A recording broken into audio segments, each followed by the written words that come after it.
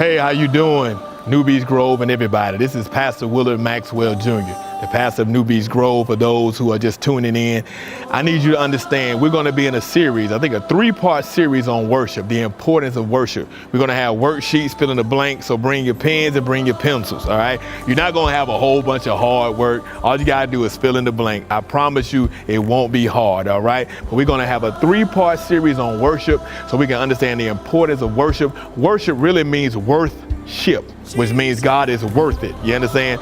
You worship God in spirit and in truth, which means whether you get the job or not, you worship him. Whether you get blessed or not, you worship him. Whether you get the healing or not, you worship him and you give him thanks. Why? Because he's done so much for you. If he doesn't do anything else, he's been good to you. All right? So just stay tuned and we'll talk about worship. To worship you I live. To worship Judges chapter 7 reads, early in the morning, Jerubbaal, that is Gideon, and all his men camped in the spring of Harod. The camp of Midian was north of them in the valley near the hill of Moriah. The Lord said to Gideon, you have too many men. I cannot deliver Midian into their hands, or Israel would boast against me and say, my own strength has saved me. Now announce to the army, anyone who trembles with fear may turn back and leave Mount Gilead. So 22,000 men left. What? They about to fight some people with like 100,000 people, and they talking about 22,000 left, while 10,000 remain. Now they about to fight hundreds of thousands of people, right? But the Lord said to Gideon, there are still too many men. Take them down to the water, and I will send them out for you. If I say this one shall go with you, he shall go. But I say this one shall not go with you, he shall not go. So Gideon took the men down to the water where the Lord told him, separate those who lap the water with their tongues as dogs lap from those who kneel down to drink. 300 of them drank from cupped hands, lapping like dogs, and the rest got down on their knees to drink. The Lord said to Gideon, while the 300 men that lapped, with the 300 men that lapped, I will save and give the Midianites into your hands. What? The 300 that put their face in the water like dogs, not worried about getting shot with a crossbow, not looking around to see what's going on, that's who you gonna save them with? Lord, you got to be crazy. Is what Gideon is probably thinking. You mean to tell me you gonna save them with 300 folk who ain't even paying attention? 300 folk that ain't paying no attention, God. But anyway, he said, the Lord said to Gideon, I'm gonna save them with these folk. I'm gonna give the Midianites into your hands. That's why you got to stop looking at what you come against in life. When you really begin to worship God in spirit and in truth, you begin to understand that God is bigger than any of your problems, any of your enemies, anything that's going on in life. He's bigger than that. Because God has said, I'm about to deliver the Midianites to you. 100,000 and some folk with 300 idiots. I mean, oh no, I didn't say that. I must have been the New Revised Standard Version. Anyway, he said, let all the others go home. So Gideon said to the rest of the Israelites, sent them home, but kept the 300 who took over the provisions and trumpets of the others. Hold on. You grab trumpets? You ain't got no guns? You got no knives? What? I know they had guns back then, but okay, they went and got a trumpet. At least go get a saxophone. No, it's flat. But now the camp of Midian lay up, go down against the camp, because he told them in the night, I'm going to give it into your hands. If you are afraid to attack, go down to the camp with your servant Purah and listen to what they are saying. Afterward, you will be encouraged to attack the camp. So he and Purah, his servant, went down to the outpost of the camp. The Midianites, the Amalekites, and all the other eastern peoples had settled in the valley thick as locusts. Their camels could no more be counted than the sand on the seashore.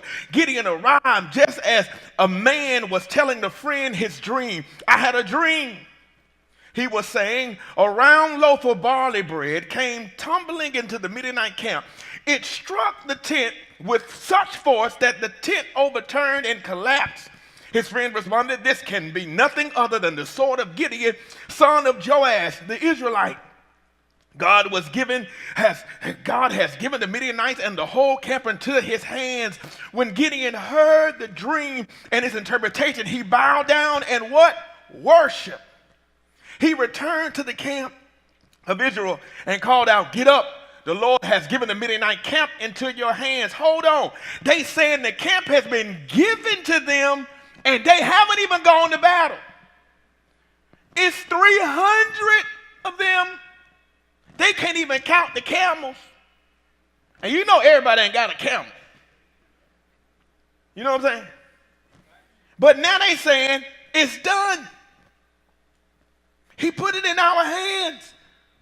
Dividing the 300 men into 3 companies, he placed the trumpets and empty jars in the hands of all of them with torches inside. Watch me, he told them, follow my lead. When I get to the edge of the camp, do exactly as I do. When I and all who are with me blow our trumpets, then from all around the camp blow yours and shout for the Lord and for Gideon. Gideon and the 100 men with him reached the edge of the camp at the beginning of the middle watch. Just after they changed the guard, they blew their trumpets and broke the jars that were in their hands. The 3 companies blew the trumpets and smashed the jars, grasping their torches in their left hands and holding in their right hands the trumpets they were to blow. They shouted, a sword for the Lord and for Gideon. While each man held his position around the camp, all the Midianites ran, crying out as they fled. When the 300 trumpets sounded, the Lord caused the men throughout the camp to turn on each other with their swords. The army fled to Bethshidah toward Zariah, and as far border as Abel Meloha near Tobiah. Israelite from Naphtali, Asher, and all Manasseh were called out, and they pursued the Midianites. Gideon sent messengers throughout the hill country of Ephraim, saying, come down against the Midianites and seize the waters of the Jordan ahead of them as far as Beth-barah. So all the men of Ephraim were called out, and they seized the waters of the Jordan as far as Beth-barah. They also captured 2 of the Midianite leaders, Oreb and Zeb. They killed Oreb at the rock of Oreb and Zeb at the winepress of Zeb. They pursued the Midianites and brought the heads of Oreb and Zeb to Gideon, who was by the Jordan. They did all this with 300 people. All this with 300 people. So what battles are you going through that you think are so big that you feel like you outnumbered? You do know God allows you to be in situations where he knows that you can't get out without him. In fact, he put you in a situation that everybody around you know that you can't get out without him, so nobody would give you credit because everybody know you couldn't get out of it, and you know yourself you can't get out of it. Your enemies know you couldn't get out, your friends know you couldn't get out, your mama know you couldn't get out, and the folk that put you in it knew that you couldn't get out. But God delivered unto Gideon all this land with just 300 people to show him how powerful he is. And they knew that they was going to have the camp captured the minute he worshiped. What's still on your mind that you did not release in worship? When you begin to worship him in spirit and in truth and give him your problems, he'll make everything all right. Let's get down to number 1, going to the King James, because that's the way I wrote it in there. Number 1, Judges 7:15 says, and it was so when Gideon heard the telling of the dream and the interpretation thereof, that he worshiped and returned into the host of Israel and said, arise, for the Lord hath delivered into your hand the host of Midian. Number one, worship is good for energizing in battle. When you begin to worship, it'll give you energy. You know why? Because when you worship God, you understand he's bigger than your problems. Greater is he who is where? In you, right? So greater is he who is in me than he who is where? In the world. So he's bigger than my enemies, right? He's bigger than my foes. He's bigger than my problems. He's bigger than gas prices. He's bigger than the Republicans. He's bigger than the Democrats. He's bigger than Donald Trump. He's bigger than whatever hell is coming against me. And when I begin to worship him in spirit and in truth, I begin to get energized. Why? Because I understand the battle is not mine. It is God. It is not up to me to win this battle. It is up to God to win this battle because he said he blesses me for his name's sake. I know you remember Psalm 23, and I know you quote it all the time. Yea, though I walk through the valley of the shadow of death, your rod and your staff shall comfort me. And I know you always say he'll bless me for his name's sake. Well, if he's going to bless you for his name's sake, why you keep crying when you're going through stuff? Because he will deliver you even though you walk through the valley of the shadow of death. And when you begin to worship him,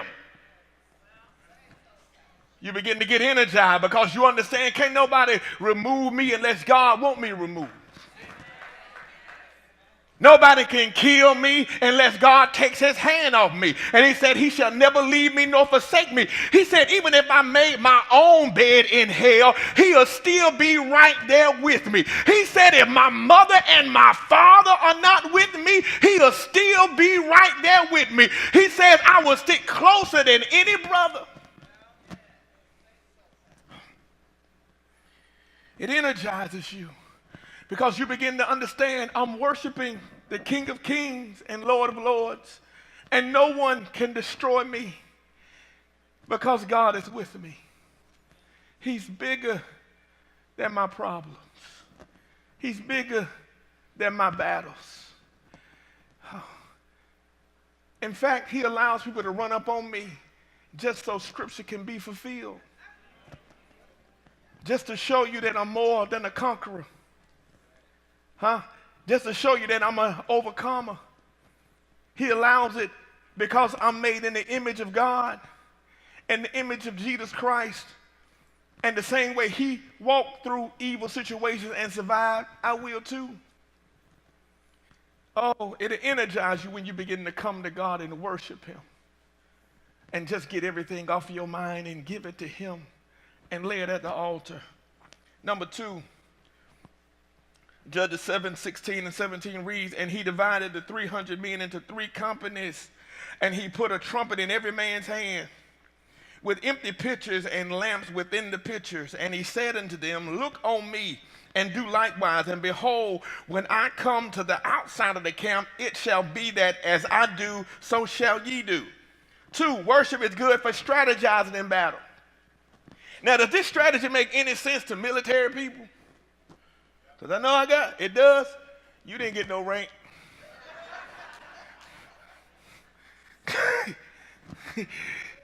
Ain't no general in here. Because that makes no sense. I'm finna go fight somebody with some guns. I know they ain't have guns. I'm finna fight somebody with some bows and arrows and knives and spears. And I got a trumpet in my right hand and a clay jar in the other. If that makes sense to you, you's way holier than me. Because that makes absolutely no sense to me. And that's what you need to understand. When you worship God, he'll tell you what he wants you to do. Oh, y'all don't hear what I'm saying? Because he says, my ways are not your ways, and my thoughts are not your thoughts. But when you begin to pray and to worship me in spirit and in truth, I will show you how I want you to win your battle. Can I talk to you about how crazy I look? And I talk about it all the time, but this time it's really a part of the lesson. And the time I came over here and God told me to walk around the building at 2, 3 in the morning, I'm like, why? You know, Deacon Spells always used to get on me for going somewhere late and just walking around. But I'm out here, a neighborhood I don't know, walking around the building. The camera, I guess, was connected to somebody's iPad that goes here with security. And they thought somebody was trying to break in the building. But then they called Trustee Shaw and said, hey, Trustee Shaw, your crazy pastor was out here at 3 in the morning looking at this building. Now, I know we said we were just going to sell 2. And when he asked for 3, we said, forget it. But the Lord has spoken to us, and we feel like we're supposed to sell y'all all 3. That ain't nothing but God. Why in the world did I get out my bed? Believe me, I don't want to just get out my bed and walk around the building. In the middle of the night, that ain't no fun. And just walk around, look at a building that they already told me know about. Made no sense. But because I was praying and because I was worshiping him to figure out where he wanted us to be, he began to give me a strategy that made no sense. Why? Because when you worship him, he downloads the information into you that he wants you to walk in, and he causes you to walk in it if you yield to him. I want to ask you this. If Gideon came in here today and said, you know what? We finna fight the war on terror. We finna fly over to Iraq, just y'all group of folk, no guns. We're gonna land in the desert, and God just told me to give you a trumpet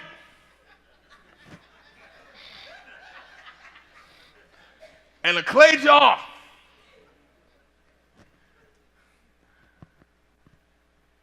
Would you go?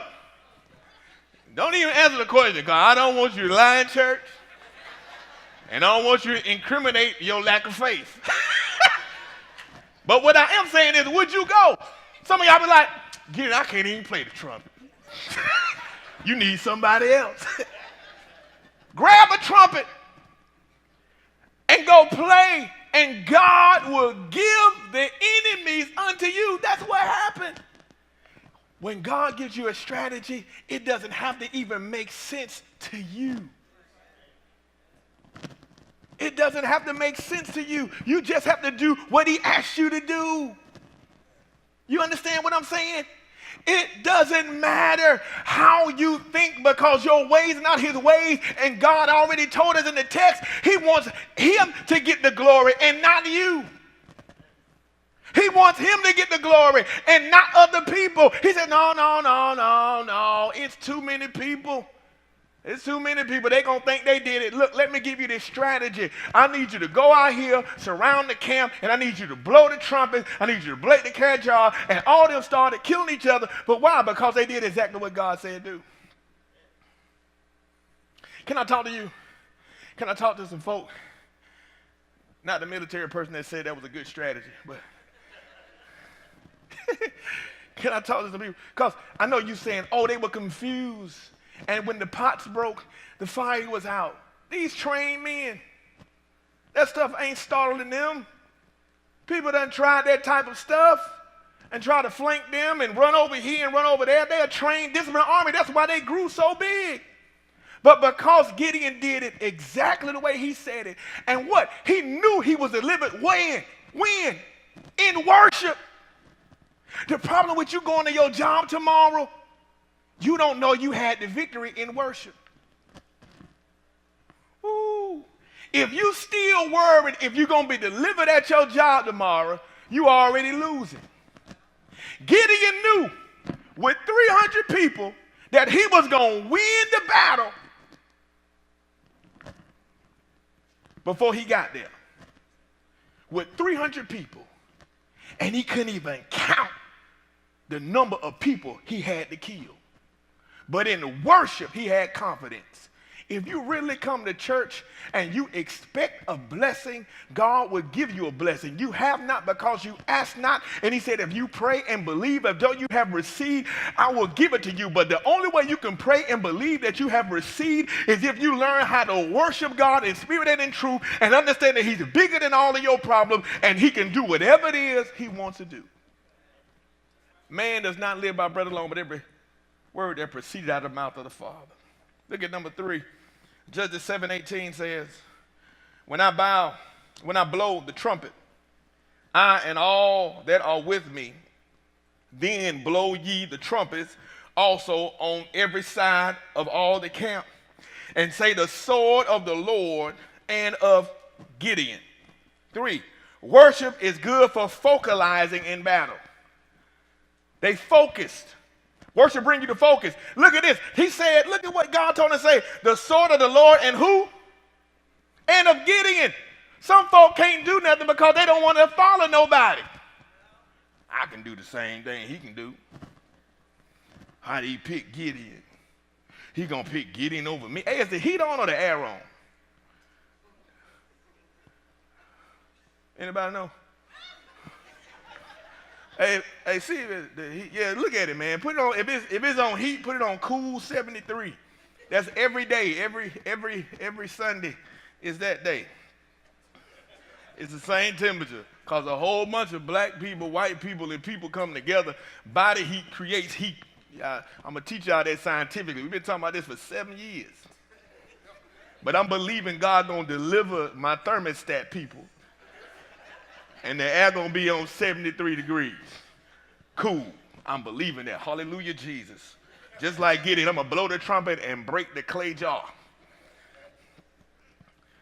It causes you to focalize in battle. And if it's on 73, I pray that God deliver me from my hot flashes. If it's on 73, cool. Not heat and not auto. Cool. Focalizing in battle, it causes you to focus. I need to work some more because I got off task because I stopped focusing and started focusing on the air.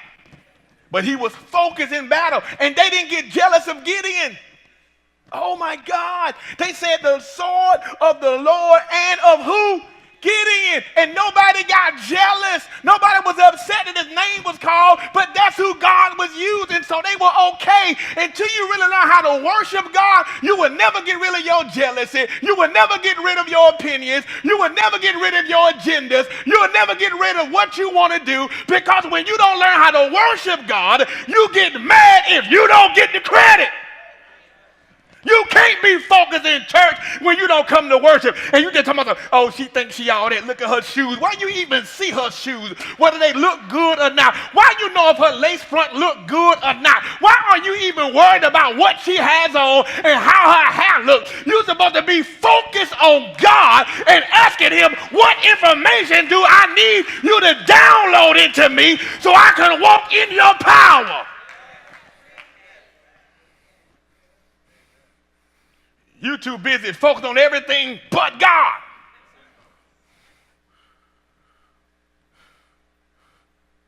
It causes you to focus. And not focus on man. Not focus on woman. Not focus on people's clothes. Not worried about what other people are doing. You don't worry about how you look when you in worship. You don't care how ignorant you look. Because you say, you know what? I need to worship on God and focus on him. Because when I focus on him, he makes me focus. They didn't worry about nothing but what the battle was. You know what's wrong with church? We focus on everybody else instead of the enemy we have in common. And that's what? The devil. The tightest I ever seen America come together was 9/11. Racism died for at least a day. They brought prayer back in schools for at least a day. They had In God We Trust.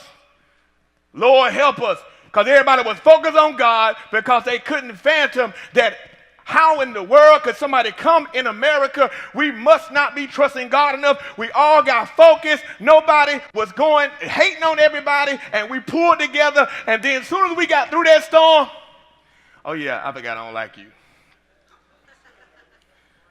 Because all of our agendas came back. Can I talk to you for a second and let you know why sometimes God allows you to go through battles bigger than you are, is to make sure that you focus on him? Can I give you that? Gideon, he told Gideon, I'm not going to send you to battle with all these men because you're going to boast to yourself and think you did it. But if I send you with 300, you're going to know it's me. Stop crying about the battles that God allows you to go through, because if you're going through it, he said he will never put more on you than you can bear. So if you're going through it, he know you can make it through it. He did not make you a quitter. He made you an overcomer. You are more than a conqueror. If you begin to worship God, you will begin to focus on what God wants you to focus on, and the back. Okay, can I talk to you for a minute? Okay, look. Don't get mad at me, it's just an illustration. If I come back with this right here, and you, it's gonna hurt. It's gonna hurt. But if I pull these together, focus, and I hit you, it's gonna hurt a whole lot more. You might have to wake up late. You see what I'm saying? If I slap you with my fingers separated, it might sting. If I hit you with my fingers focused, it's gonna hurt pretty bad. You feel me? And when you're focused on God, you hit the devil's kingdom way harder than when you focus on your mama, your pastor, your baby daddy, your baby mama. You hungry, that ain't right. All this stuff separates your focus. Hello, I'm Pastor Willard Maxwell of New Beach Grove, and I just wanted to let you know I believe that God is speaking directly to us through this ministry. And I believe that there may be some messages that you've missed that are life-changing for you and you need to take the time to order. Or maybe there's some message that you heard that you know a friend or a co-worker or a family member, even an enemy's life may be changed. And let me tell you this, in the Bible it says, don't stack up treasures here on earth that the moth will eat or the water will wash away. It says stack up your treasures in heaven where they will last for eternity. John says, in my Father's house there's many mansions. If it were not so, I would have told you. What I'm telling you is this: the way you stack up your crown and build your mansions in heaven is when you give a life-changing word to someone or share salvation. You don't have to be the one bringing the word. You can just buy the word and send it to someone, and you're stacking up treasures in heaven. I'm believing that you're going to make the right decision and you're going to get this series or get a CD or get a DVD for somebody. It's going to be life-changing, and instead of building up treasures here on earth, you're going to take the time to build up the treasures in eternity where you will live with your Father forever. Be blessed.